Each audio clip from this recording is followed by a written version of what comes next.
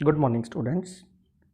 आज हम स्टार्ट करने जा रहे हैं हमारा फिजिक्स का लेक्चर, जिस चैप्टर का नाम है इलेक्ट्रोस्टैटिक पोटेंशियल एंड कैपेसिटेंस। तो सबसे पहले हम बात करेंगे what is electric potential. It is the amount of work needed to move a unit charge from a reference point to a specific point inside the field without producing an acceleration. Means इसका क्या meaning है ये समझो कि अगर हम एक किसी इलेक्ट्रिक चार्ज को किसी इलेक्ट्रिक फील्ड के अंदर एक पॉइंट से दूसरे पॉइंट पे लेके जा रहे हैं तो जितना हमें वर्क डन करना पड़ेगा उसको हम उसका क्या बोलेंगे, इलेक्ट्रिक पोटेंशियल। ध्यान रखिए, चार्ज के अंदर कोई भी एक्सेलरेशन प्रोड्यूस नहीं होनी चाहिए। मीन्स अगर जिस मोशन में वो है उसी में रहना चाहिए, उसके अंदर कोई रोटेशनल मोशन या इस तरह का मोशन करने होने के कारण उसमें एक्सेलरेशन प्रोड्यूस नहीं होनी चाहिए। तो दोबारा रिपीट कर रहा हूँ, it is the amount of work needed to move a unit positive charge from a reference point to the specific point inside the field without producing an acceleration. Charge के अंदर एक्सेलरेशन प्रोड्यूस किए बिना उसको electric field के अंदर move करवाने के process को क्या बोलते हैं, जो वर्क डन होता है उसको हम क्या बोलते हैं, इलेक्ट्रिक पोटेंशियल। अब हम यहाँ इसकी कुछ डिस्कशन करते हैं। तो देखिए ध्यान से, इसमें हम ये शो करना चाह रहे हैं, यहाँ पे हमने एक चार्ज रखा Q जिसका इलेक्ट्रिक फील्ड है E, और हमने एक अनदर चार्ज रखा स्मॉल q जिसमें पॉजिटिव चार्ज है। तो हम इस चार्ज को R पॉइंट से P पॉइंट की तरफ मूव करवा रहे हैं। तो अभी हमने डिस्कशन किया कि ये भी पॉजिटिव चार्ज और ये भी पॉजिटिव चार्ज है, तो दोनों चार्ज पॉजिटिव होने के कारण दोनों के बीच में क्या होगी, रिपल्शन। तो इस रिपल्शन के अगेंस्ट जब हम इस चार्ज को मूव करवाएंगे तो हमें कुछ वर्क डन करना पड़ेगा। चार्ज पॉजिटिव है, रिपल्शन है, अगर हम इस चार्ज का वर्क डन पॉजिटिव लेते हैं तो जो हम वर्क डन कर रहे हैं external work done that should be negative. तो जो हमने वर्क डन किया इस चार्ज को इस चार्ज के दूसरे Q के क्लोज लाने के लिए, वो अपने आप ही क्या होगा, मैग्नीट्यूड की फॉर्म में जो पहले चार्ज ने वर्क डन किया उससे अपोजिट। तो मीन्स अगर हम वर्क डन की बात करें W from R to P, तो वो क्या होता है हमारा force into displacement F external into DR। DR यहाँ पे क्या है, स्मॉल डिस्टेंस जो हम इसके बीच में मूव करवा रहे हैं। इसका अब जब हम इंटीग्रेशन करेंगे R पॉइंट से लेकर P पॉइंट के बीच में तो क्या कैलकुलेट होगा, टोटल एक्सटर्नल वर्क डन। और ये टोटल एक्सटर्नल वर्क डन है वो जो इस वर्क चार्ज के कारण वर्क डन हो रहा है उससे क्या है, opposite. It means that should be negative. यही वर्क डन है जो आपका क्या कहलाएगा आगे, जितने चार्ज को मूव करवाया work done per unit charge आपका क्या कहलाएगा, इलेक्ट्रोस्टैटिक पोटेंशियल।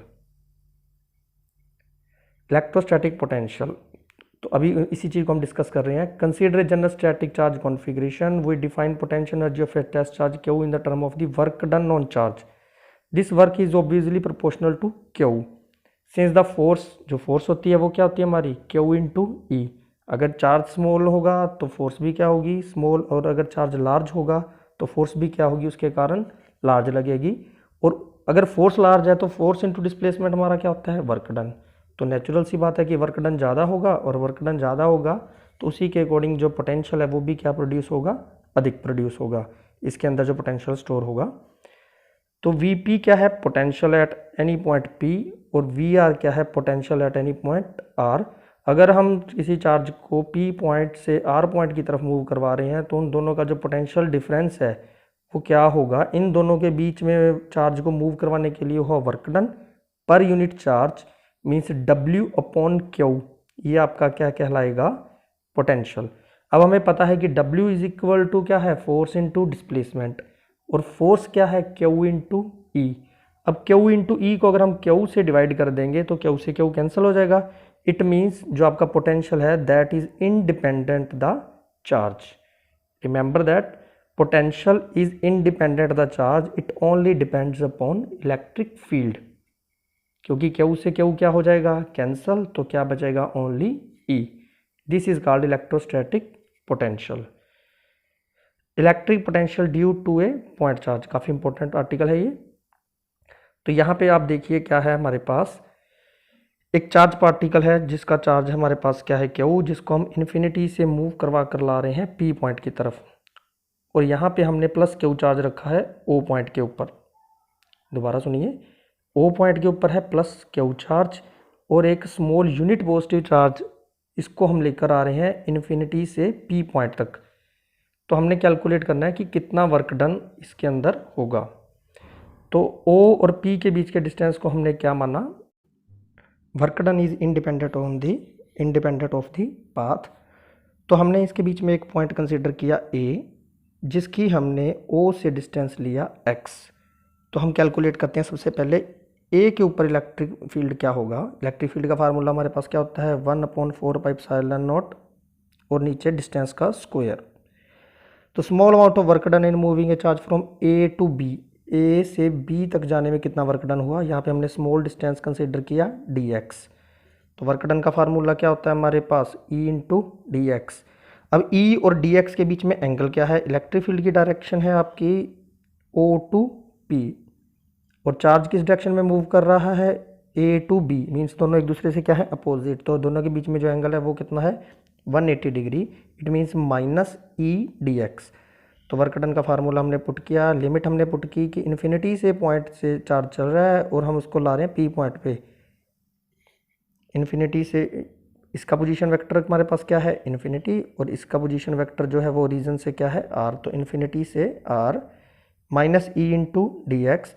ई की वैल्यू क्या है, 1/4πε0, और डी एक्स की वैल्यू क्या है, मैंने पुट की डी एक्स।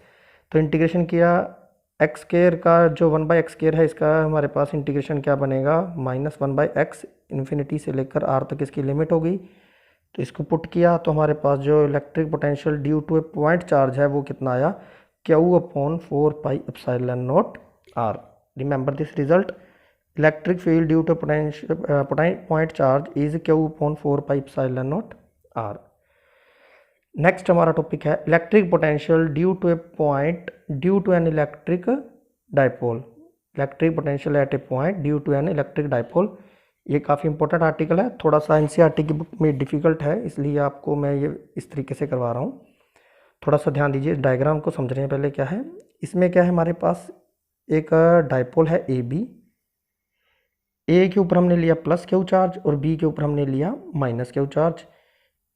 एक पॉइंट लिया आर जिसका पोजीशन वेक्टर ए से है r1 और बी से है r2, और इस डाइपोल के मिड पॉइंट से आर का जो डिस्टेंस है वो हमने क्या लिया, स्मॉल आर।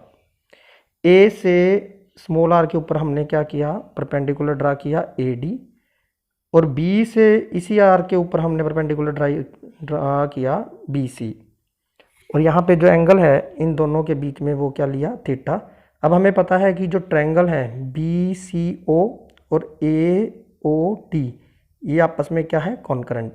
तो इट मीन्स ये ट्रायंगल आपस में क्या है, सेम से कॉन्करेंट होने के कारण इसकी साइड्स क्या है, आपस में इक्वल। तो यहाँ से हमने सिर्फ इतने पोर्शन OD की वैल्यू कैलकुलेट की, वो क्या बन गई हमारे पास, A cos थीटा। तो इसी तरह से OC की वैल्यू भी हमारे पास क्या है, A cos थीटा। अब ये हमने क्यों कैलकुलेट की है, ध्यान दीजिए, जो R1 है वो नियरली इक्वल क्या है, यहाँ ध्यान दीजिए, RD।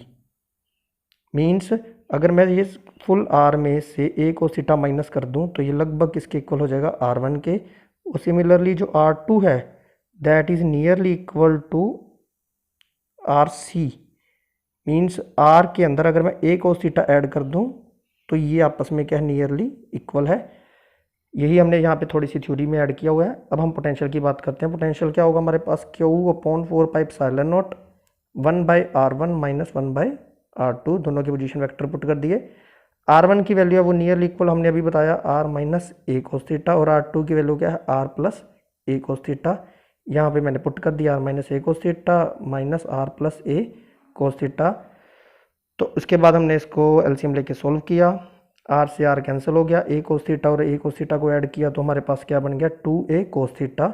हमें पता है Q इंटू 2A क्या होता है, डाइपोल मोमेंट P। तो हमारा रिजल्ट बन गया P cos theta upon 4πε0 R square minus A square cos square theta. Since R is very very large then A, so A square can be neglected. तो हमारा जो पोटेंशियल है वो क्या बना, P cos theta upon 4 pi epsilon naught R square. Potential due to an electric dipole at any point is equal to P cos theta upon 4 pi epsilon naught R square. Next, potential due to a system of charges. System of charges का means क्या है कि एक point के ऊपर हमने कई different charges के कारण जो पोटेंशियल है वो कैलकुलेट करना है। तो हमने फर्स्ट चार्ज लिया Q1 जिसका पोजीशन वेक्टर है R1P, फिर सेकंड चार्ज लिया हमने Q2 जिसका पोजीशन वेक्टर है R2P, इसी तरह से R3P, R4P और R5P। सबसे पहले हम कैलकुलेट करते हैं potential V1 due to Q1, मतलब सिर्फ इन दोनों के बीच का पोटेंशियल। तो क्या बना हमारे पास 1/4 pi epsilon naught Q1 upon R1P।